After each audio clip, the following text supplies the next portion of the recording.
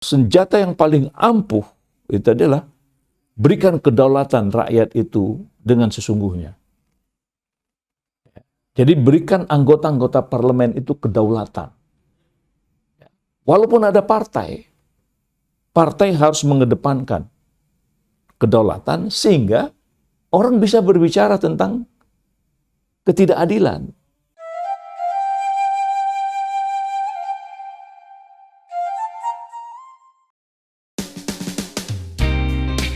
Assalamualaikum warahmatullahi wabarakatuh. Alhamdulillah, la ilaha illallah.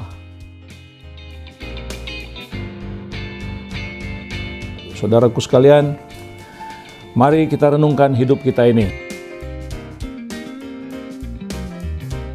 Kita kan harus tahu nih, emang kita memilih tokoh-tokoh itu.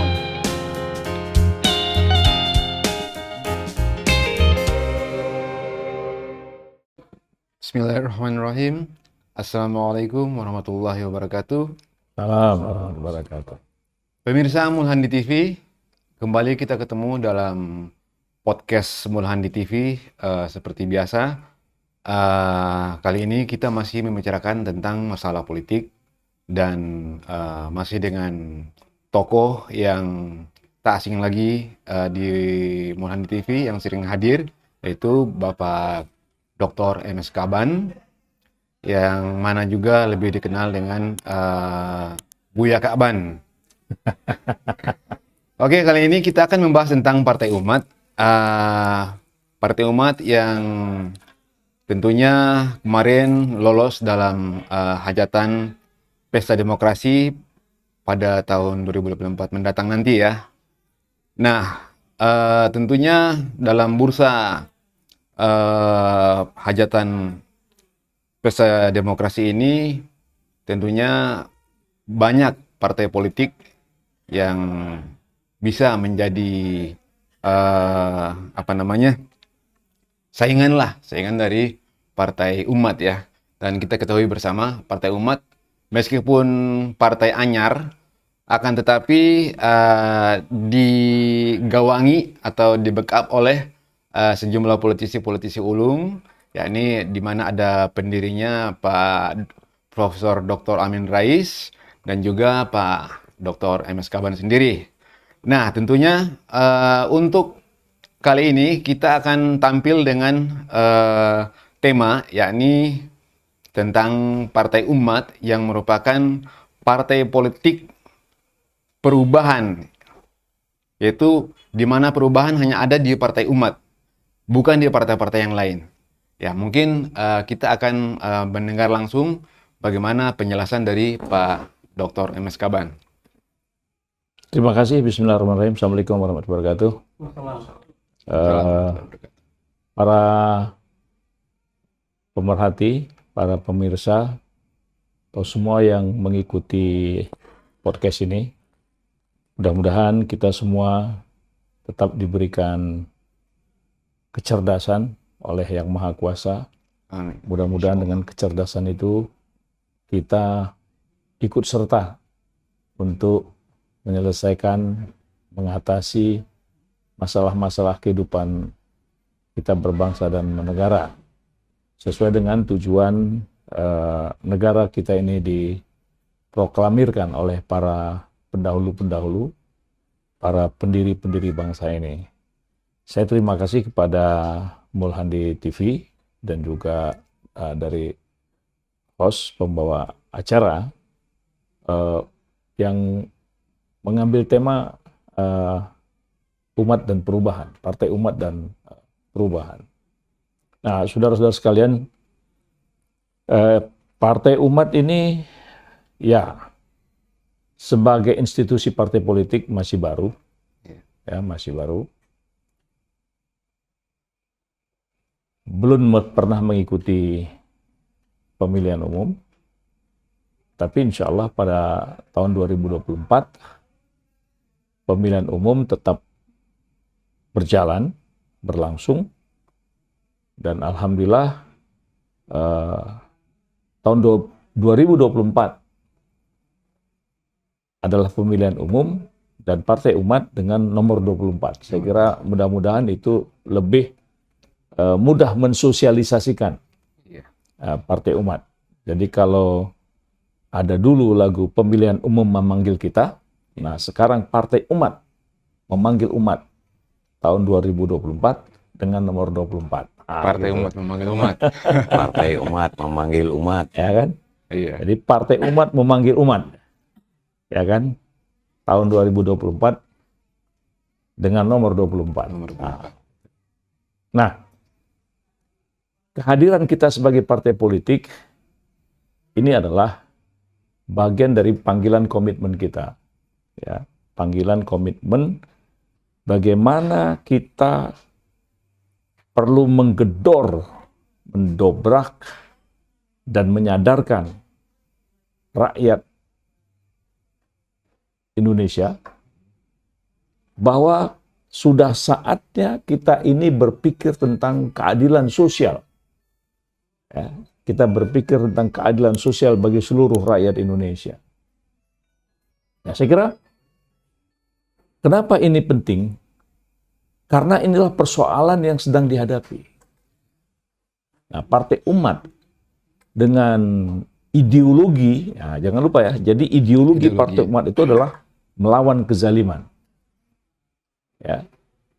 Jadi kita sama-sama tahu melawan kezaliman itu artinya melawan berbagai macam ketimpangan, melawan berbagai macam kesewenang-wenangan, melawan berbagai macam kontradiksi-kontradiksi dari sistem perundang-undangan kita, dan melawan bagaimana kesenjangan-kesenjangan ya, kehidupan di dalam penguasaan sumber-sumber daya, dan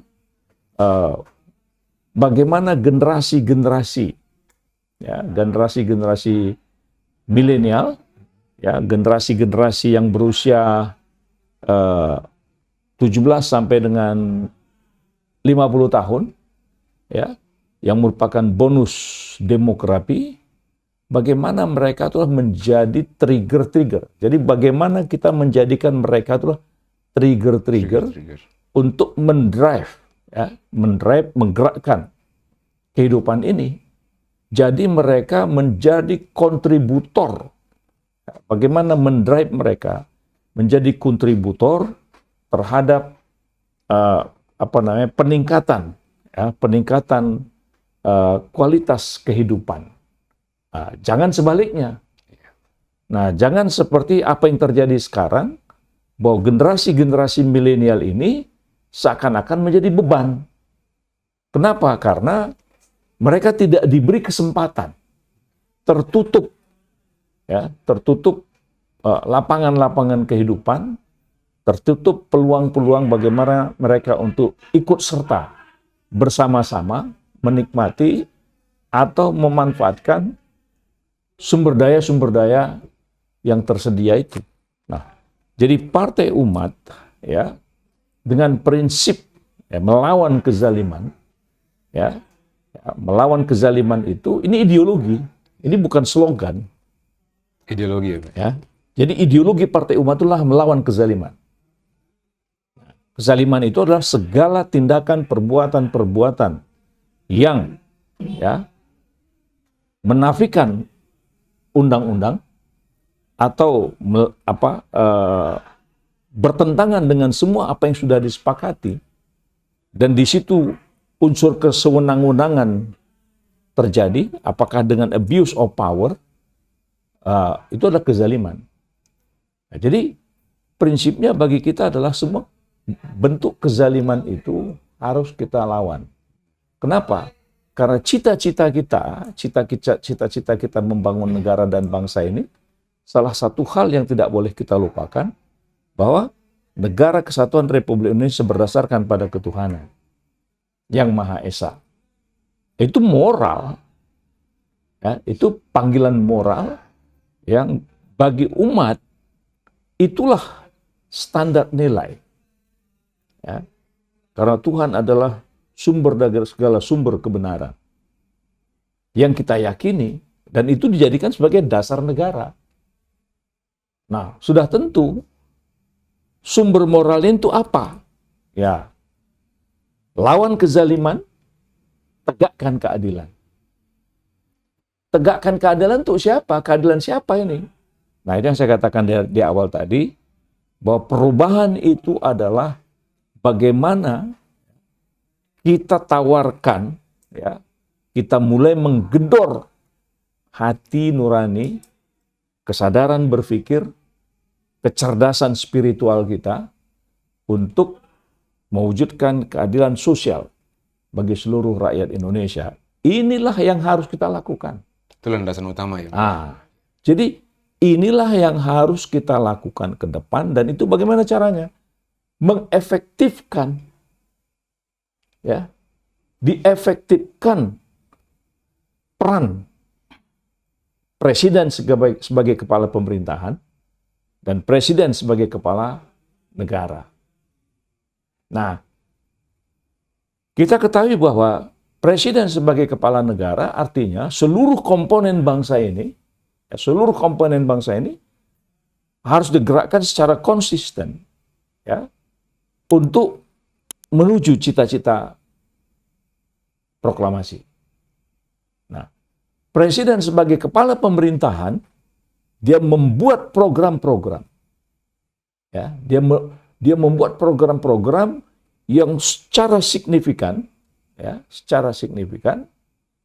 semua kebuntuan-kebuntuan, ya, semua sumber-sumber yang menimbulkan stagnasi, semua sumber-sumber yang menimbulkan suasana-suasana disharmonis, pemerintah yang kuat ini tugasnya adalah bagaimana mengharmoniskan semua keadaan itu.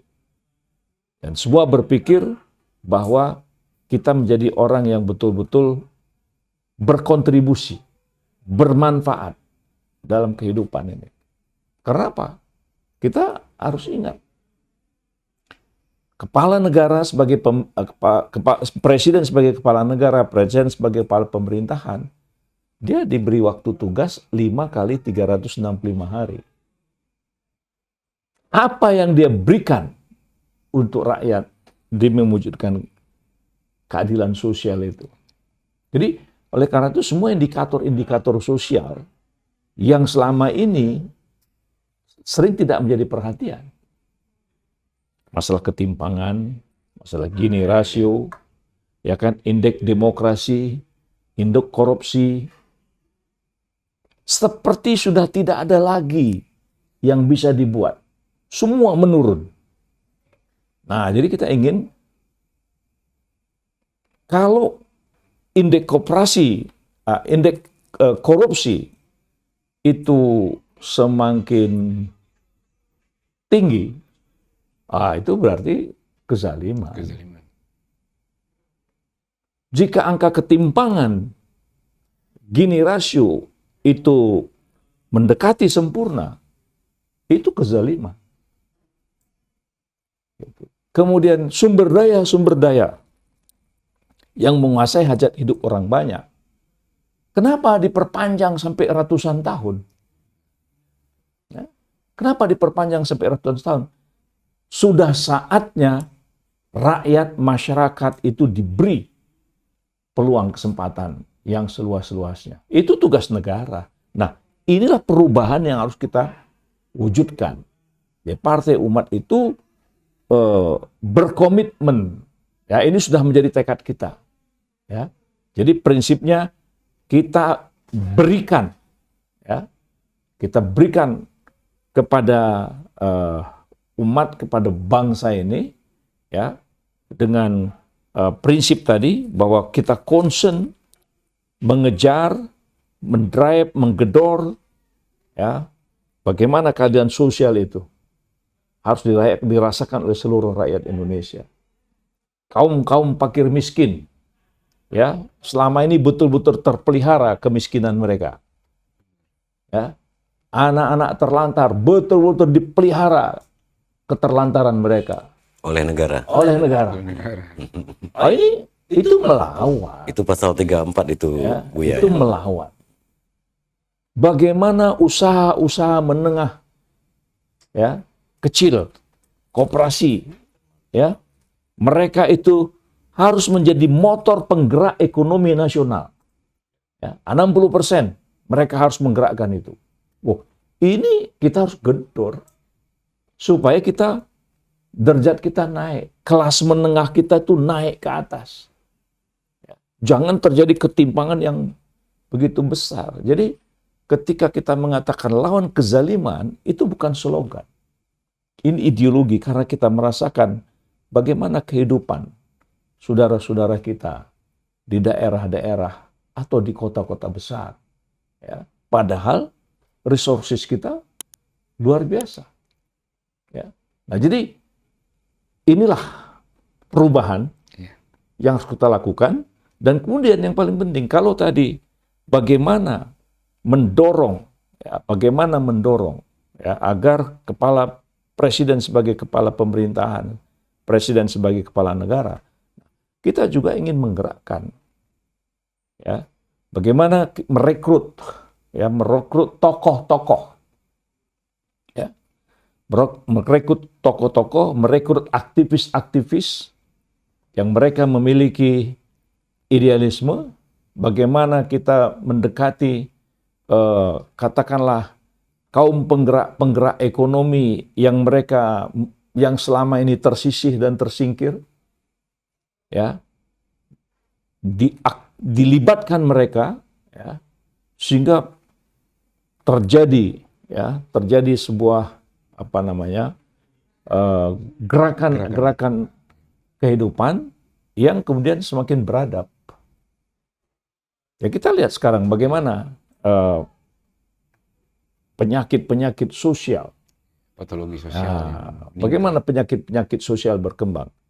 Ya, bagaimana anak-anak didik kita hari ini moral mereka hancur, mereka seperti kehilangan nilai, tidak ada pedoman lagi, mereka tidak punya kebanggaan mau menjadi bangsa yang seperti apa. Ya, mereka tidak paham sejarah bangsanya sendiri. Wah, Partai Umat terpanggil. Ya. Jadi makanya Partai Umat memanggil umat. Nah, gitulah kira-kira. Jadi kita semua dipanggil ini demi kejayaan, ya, demi kejayaan bangsa kita. Nah, karena selama ini sudah terlena, ya, sudah terlena semua dengan menikmati keadaan, tapi lupa terhadap masyarakat. Dan saya yakin bahwa untuk keadilan sosial itu apa konsepnya? Kita yakin, ya, kita sudah ada, ya, langkah-langkah apa yang harus dilakukan untuk mendrive ekonomi itu, ya. Jadi penyakit hari ini adalah penyakit sentralistik yang sebenarnya itu bertentangan dengan komitmen reformasi. Ya. Jadi perubahan itu kita harus kembalikan bagaimana mensinkronkan spirit desentralisasi dan otonomi. Ya kan? Karena kita sudah desentralisasi adalah sebuah amanat, otonomi adalah sesuatu yang sudah menjadi pakaian. Nah, bagaimana kita melakukan kawin silang desentralisasi dan otonomi ini sehingga harmoni hubungan pusat dengan daerah terwujud, tidak terjadi yang seperti sekarang ini, semua ditarik ke pusat. Sentralistik, Ya, tersentral, mengurus urusan galian-galian C saja sampai ke pemerintah pusat. Pusat-pusat riset yang selama ini mereka sudah bekerja, lalu diacak-acak. Menurut saya itu sebuah kritik, itu harus dikembalikan ke jalan yang lurus itu. Nah, itulah kalau kita menyangkut masalah perubahan, ya, umat dan perubahan. Masalah presiden orang semua sudah tahu, sudah ada nama-nama, ya kan, sudah ada nama-nama yang beredar. Nah, Pak Amin sudah memberikan garis tegas, ya kan, kita tidak terlalu terburu-buru, ya, kita tidak terlalu terburu-buru, ya. Nah, jadi bagaimana kita mengikuti semua keadaan ini, karena sampai hari ini kan semua belum ada yang definitif, ya kan. semua masih dalam bentuk Wacana. wacana, ya kan, wacana. Nah, karena ya bukan tidak mungkin, ya kan, bukan tidak mungkin ada hal-hal yang tak terduga, ya kan, seperti kemarin bagaimana terjadi kontradiksi, ya, kontradiksi proses hukum Iya. di Indonesia misalnya kan. Yang tertinggi di negara kita adalah Undang-Undang Dasar. Ya kan? Ketika membuat undang-undang itu bertentangan dengan Undang-Undang Dasar dan itu sudah diputuskan Mahkamah Konstitusi, tapi kemudian bikin perpunya, ini mengacau.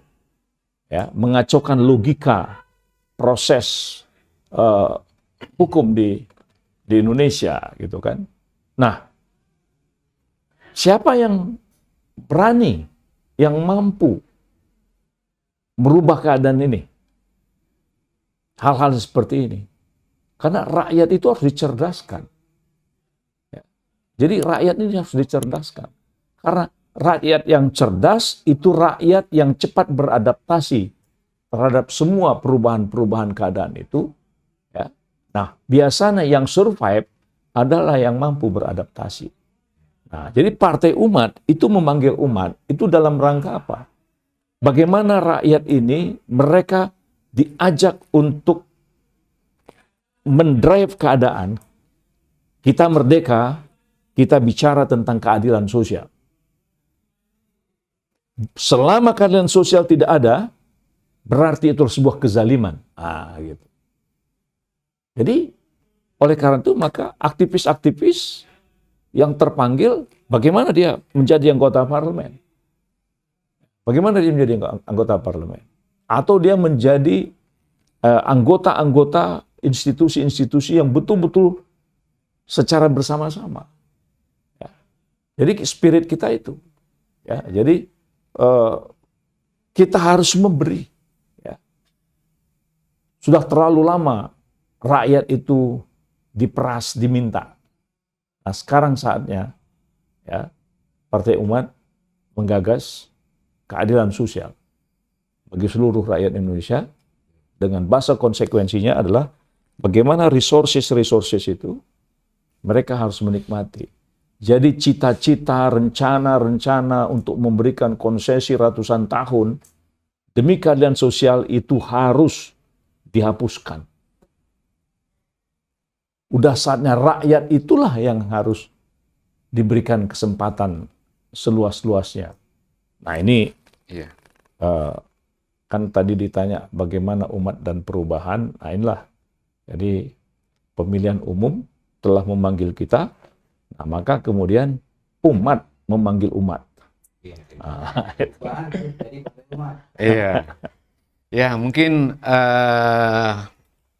udah banyak garis besar yang disampaikan oleh Pak Kaban, dan di podcast kita kali ini hadir ada beberapa rekan-rekan, yaitu Pak Nasir yang merupakan aktivis dari HMI, dan juga ini Pak Erik merupakan pelaku usaha UMKM, dan juga Pak Muhlis dari NTB ya, jauh-jauh dari Provinsi Nusa Tenggara Barat datang ke sini. Ini merupakan salah satu aktivis dan juga sukarelawannya Partai Umat. Ya, ya mungkin dari ketiganya ini mungkin bisa memberikan sedikit gambaran tentang apa yang dijelaskan oleh Pak Kaban tadi, yang tentunya kita sendiri tadi udah mendengar bahwa melawan kezaliman itu bukan hanya sebatas moto, tapi itu merupakan ideologi Partai Umat. Ya mungkin Pak Nasir mungkin bisa duluan. Oke, baik. Tadi kan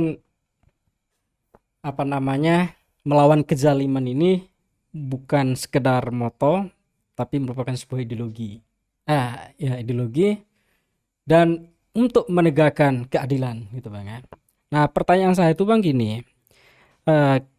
Belajar dari literatur sejarah itu misalnya umat ini kan, kata umat ini kan agak dekat dia dengan peristiwa-peristiwa umat Islam gitu Bang ya, terutama Nabi Muhammad.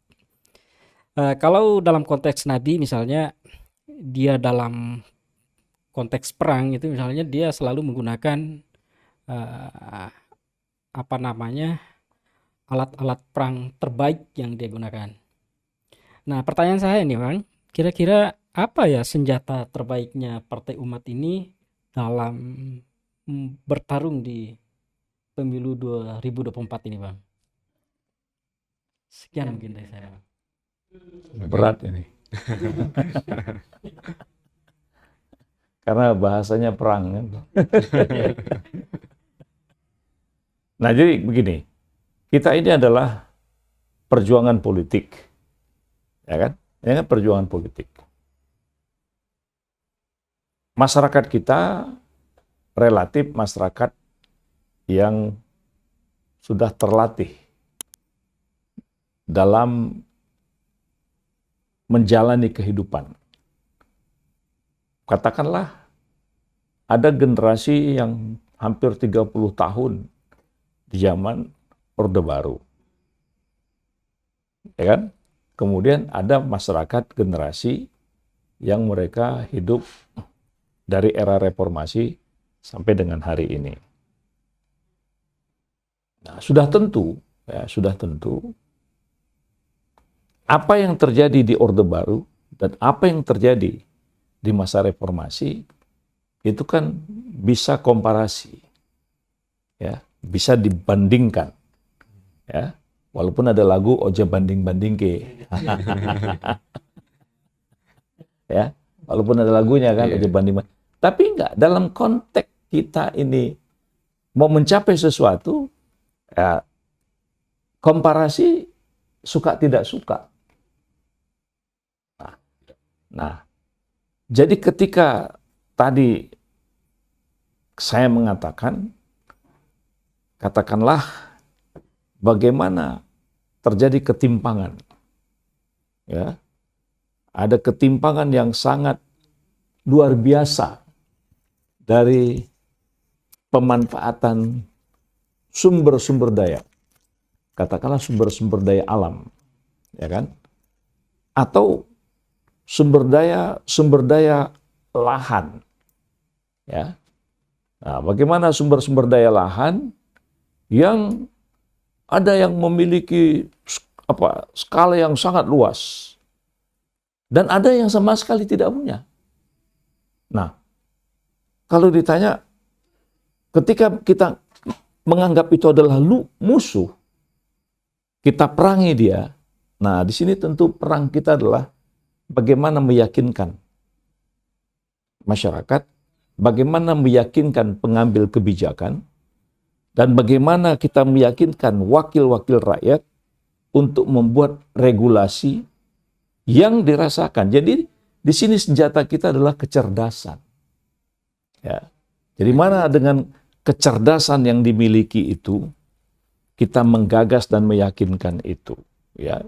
Jadi alat perang kita adalah posisi kita yang ada, katakanlah di parlemen. Nah, senjata kita adalah berbicara. Jadi kalau ada nanti anggota-anggota Partai Umat yang mereka tidak berbicara, ya, di parlemen, dia tidak layak jadi anggota parlemen.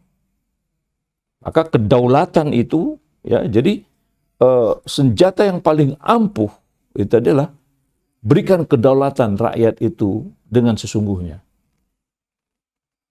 Jadi berikan anggota-anggota parlemen itu kedaulatan. Walaupun ada partai harus mengedepankan kedaulatan sehingga orang bisa berbicara tentang ketidakadilan. Gitu. Nah, jadi senjata kita adalah bagaimana kedaulatan itu betul-betul difungsikan, nah sehingga kecerdasan yang dia miliki mampu, ya, mampu mendobrak, mampu menjebol tembok-tembok yang selama ini menjadi benteng-benteng sehingga akhirnya kekuatan-kekuatan ya bahasa sekarang oligarki itu jangan lagi lah gitu. Itu barangkali senjata ya, senjata yang kita miliki itu adalah bagaimana kedaulatan rakyat itu dipulihkan kembali. Ya. Jadi berikan kedaulatan itu secara sesungguhnya kepada rakyat, dan dengan kecerdasan itu, ya, kemudian seluruh tembok-tembok yang memenjara pikiran-pikiran perasaan rakyat masyarakat itu terbuka. Saya kira kalau itu terjadi, semua orang berpartisipasi. Jadi demokrasi kita itu jangan demokrasi formalitas. Demokrasi kita itu harus melahirkan orang-orang yang betul-betul menyuarakan keadilan dan kebenaran. Itu yang hilang. Ya, hari ini kan seakan-akan ketika orang berbicara keadilan, ya dianggap sebagai suara yang asing, ya kan? Jangan, karena kita sudah menjadikan cita-cita negara ini. Nah, makanya katakan bahwa kita akan memulai, ya kan, memulai untuk menyadarkan, memanggil rakyat itu bahwa keadilan itulah kunci untuk kehidupan yang lebih makmur. Gitu, Bung Nasir. Gimana Bung Nasir? Oke.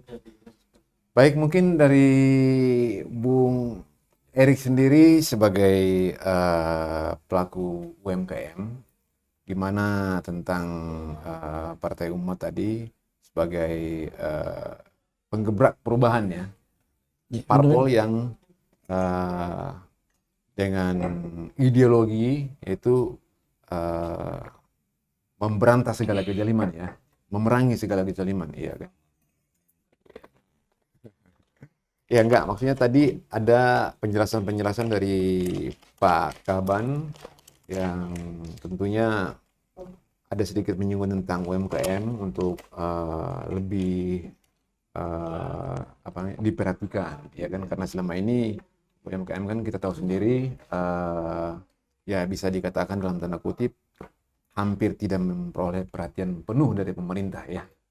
Jadi apa tanggapannya Bung Erik sendiri? Baik, Bung Alwi, terima kasih. Jadi begini, Bang, saya mau nanya ke Bang Kaban ini, karena UMKM itu adalah bagian dari umat, begitu, Bang. Jadi yang selama ini cuma dikumandangkan sebagai tulang punggung perekonomian nasional, tetapi dalam realisasinya pemerintah itu tidak begitu memperhatikan perkembangan UMKM. Terlebih kemarin itu terjadinya pandemi COVID ya, Bang ya. Jadi benar-benar itu masyarakat yang level menengah ke bawah, terutama UMKM itu merasa sangat tidak bisa bergerak sama sekali begitu, Bang. Jadi ini UMKM sebagai bagian dari umat yang dipanggil oleh Partai Umat, kan begitu dari semboyannya, Bang Kaban. Ya, kira-kira dari Partai Umat sendiri apa yang akan dilakukan untuk supaya UMKM ini bisa bangkit kembali begitu, Bang Kaban? Itu yang pertama. Yang kedua, satu lagi begini. Ya, karena di Indonesia ini kan mayoritas umat Islam, Bang. Apakah politik identitas ini akan menjadi bagian dari strategi dari Partai Umat untuk memanggil umat tadi, Bang? Ya, mungkin itu yang saya mau tanyakan, Bang. Terima kasih. Gini, yang pertama, ya, secara istilah, bagaimana UMKM itu, ya, dia menjadi suku guru ekonomi. Ya, ini bahasanya sedap ya. Suku guru ekonomi. Memang kalau kita mau kuat fondamen ekonomi kita, ya, dimanapun negara di dunia ini, jika ingin memperkuat fondasi ekonomi negara, memang kelas-kelas UKM ini yang harus diperkuat. Nah, jadi setelah bencana COVID, ya, pandemik ini, yang sedemikian rupa berpengaruh dan sampai hari ini, dan saya kira 3-4 tahun ke depan pun ini belum selesai. Tidak ada kata, ya, tidak ada kata yang paling tepat kecuali revitalisasi UMKM. Revitalisasi. Ya. Jadi bagaimana merevitalisasi kembali UMKM ini dan dengan tugas-tugas yang betul-betul dilindungi oleh negara. Bagaimana mungkin UMKM itu dilepaskan dalam pasar bebas? Wah, itu tidak akan mungkin. Dengan segala keterbatasan dan Tidak kekurangannya. mungkin. Ya, benar. Nah, disinilah jadi namanya merevitalisasi. Jadi negara harus ikut campur. Ya, negara harus ikut terlibat dalam merevitalisasi ini. Nah, sesuai dengan klaster-klaster bisnis yang ada. Ya. Jadi seluruh klaster-klaster bisnis yang sudah ada di UMKM, nah itu secara spesifik harus betul-betul direvitalisasi. Jadi mesti tidak ada cara lain. Apa yang perlu direvitalisasi? Bisa jadi orangnya, SDM-nya. Ya, bagaimana memotivasi kembali, ya, mencerdaskan, menumbuhkan spirit, misalnya personalnya, ya, sumber dayanya.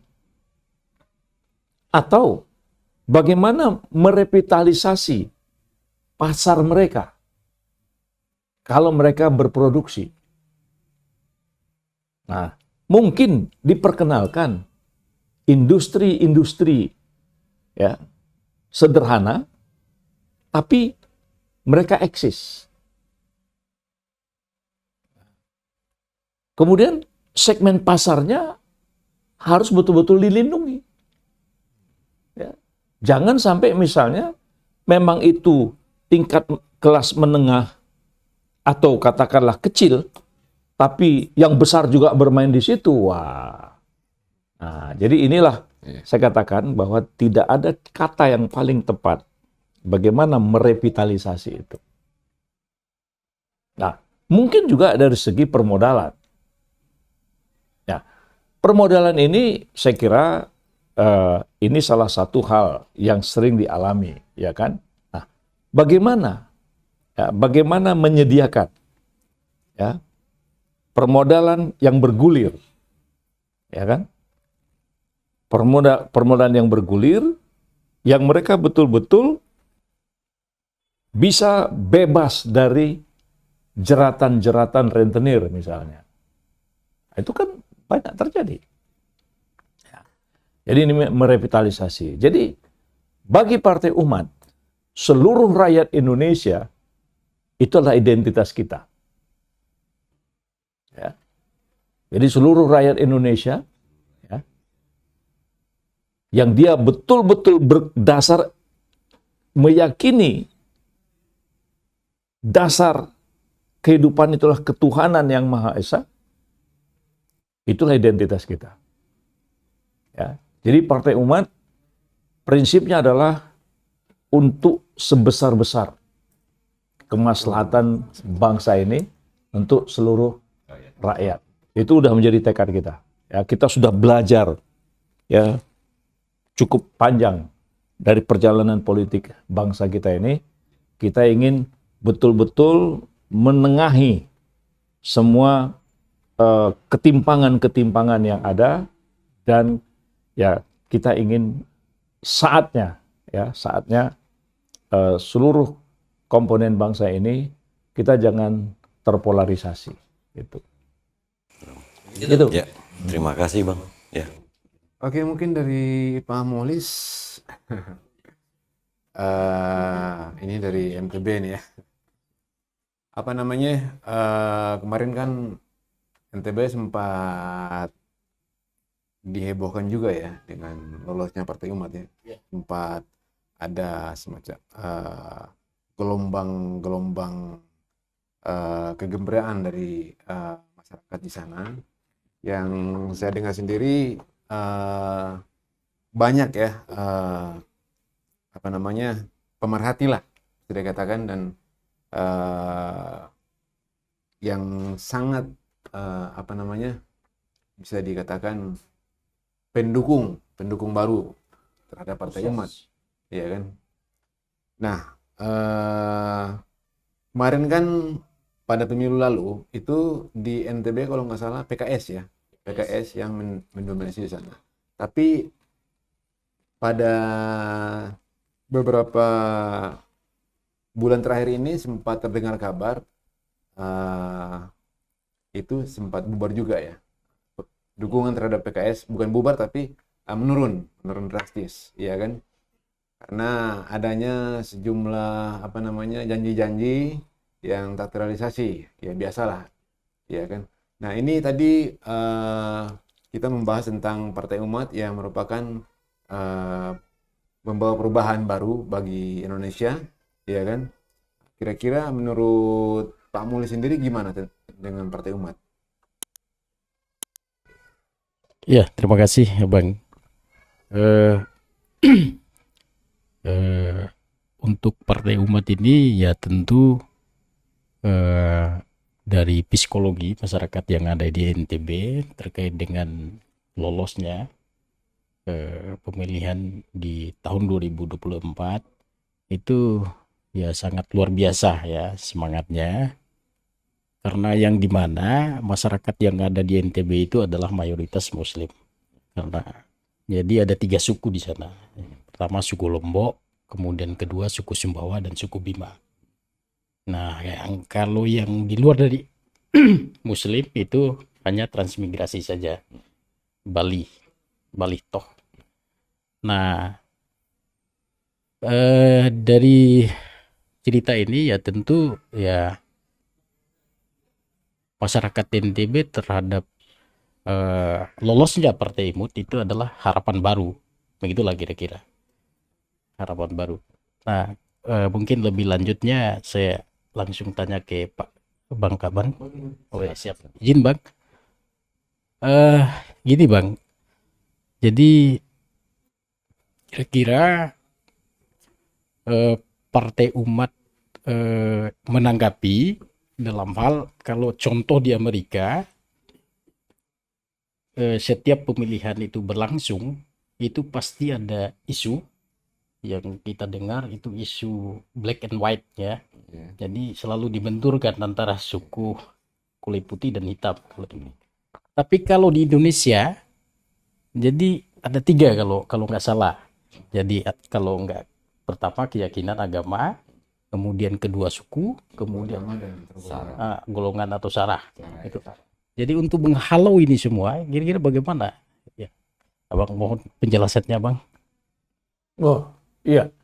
Jadi kembali ya, kembali kepada apa yang sudah saya sampaikan, bahwa bagi Partai Umat, kita sebagai sebuah bangsa, ya, kita sebagai bangsa, ketika itu sudah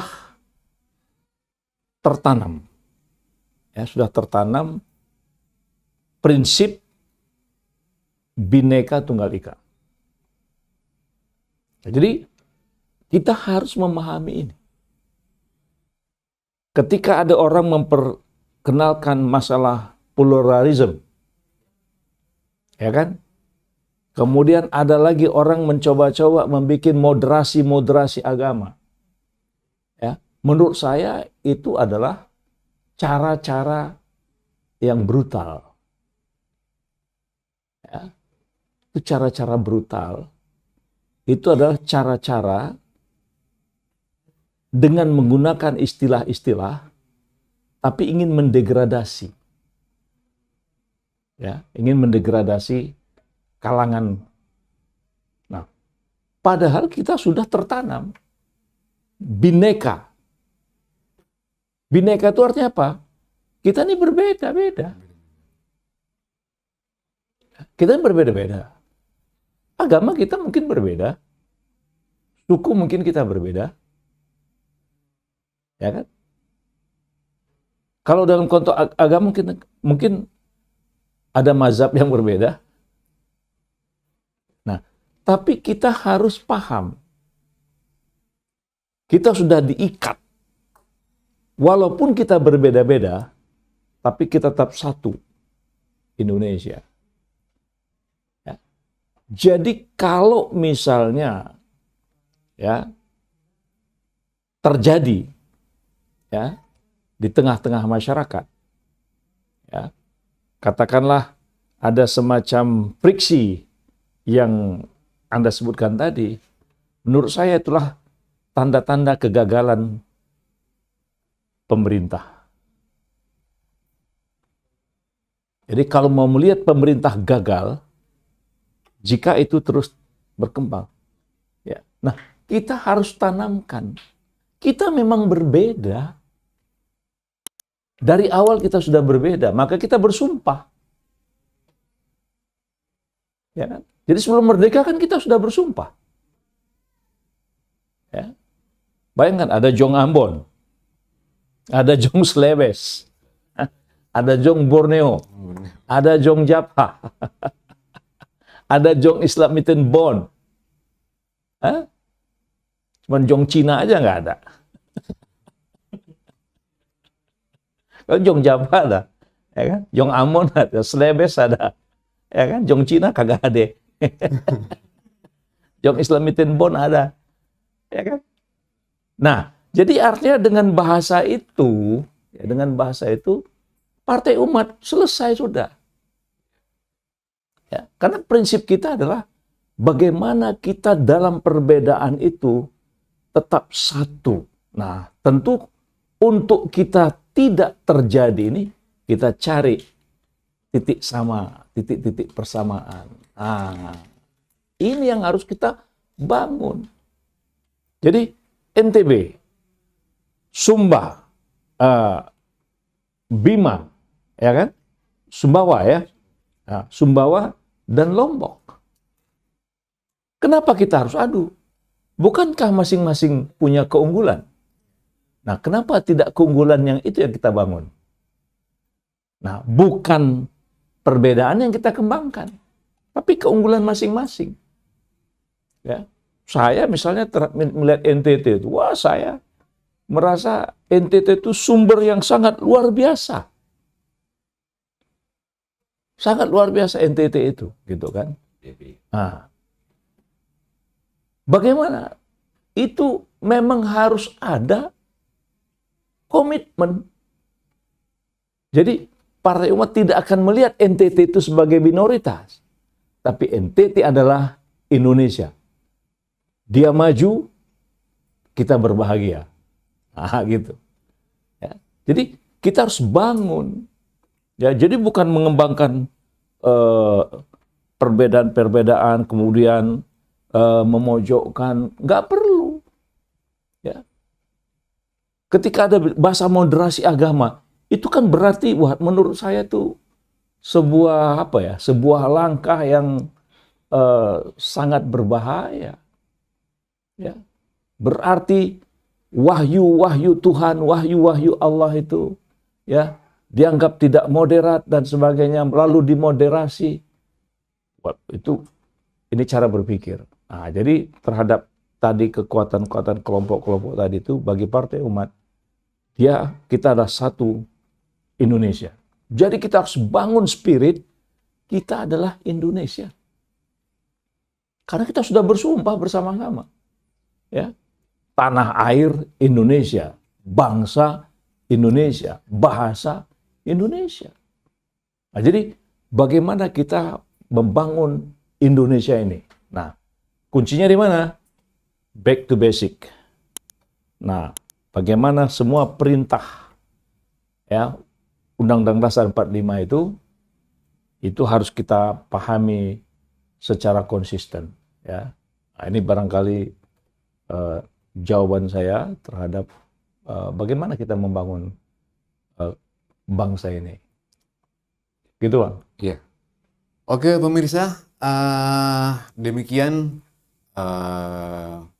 kesimpulan dari Pak Kaban yang udah kita dengar sendiri, bagaimana Partai Umat merupakan salah satu partai politik yang bisa merubah Indonesia ini untuk lebih maju ke depan ya. Dan tentunya kalau saya tangkap tadi dan saya menyimpulkan Partai Umat bisa menjadi atau mau menciptakan negara ini dan masyarakat yang hidup dalam damai dalam keadilan dan adil dalam kedamaian. Mungkin seperti itu ya. Nah, mungkin akhirul kalam saya dan seluruh yang ada mengucapkan ada pertemuan, pasti ada perpisahan, namun perpisahan itu hanyalah tandus kering ingatan jika kita saling bersilaturahim terus, dan tentunya semangat selalu, dan jangan lupa coblos Partai Umat. Wassalamualaikum warahmatullahi wabarakatuh. Salam warahmatullahi wabarakatuh.